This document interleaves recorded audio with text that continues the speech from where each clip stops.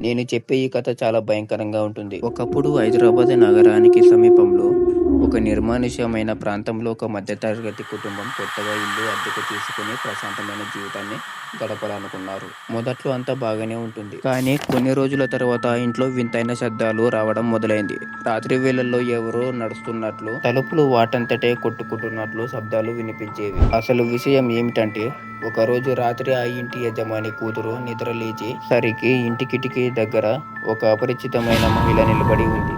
ఆ మహిళ ముఖం స్పష్టంగా లేదు. ఆమె నుండి వింతైన భయంకర వాతావరణం కనిపించింది. ఆమె గట్టిగా అరిచేసరికి ఆ కుటుంబం మొత్తం మేలుకొంది. కానీ వెంటనే ఆ మహిళ గాల్లోకి కలిసిపోయినట్లు అదృశ్యమైంది. ఆ తర్వాత భయపడిపోయిన ఆ కుటుంబం వెంటనే ఆ ఇల్లు ఖాళీ చేసి వెళ్ళిపోయారు. స్థానికులు కూడా ఆ ప్రాంతంలో అకాల మరణం చెందిన ఒక మహిళ ఆత్మగా తిరుగుతుందని ఇప్పటికే నమ్ముతున్నారు. ఇలాంటి మరిన్ని స్టోరీల కోసం మన పేజీని అయితే ఫాలో చేసుకోండి.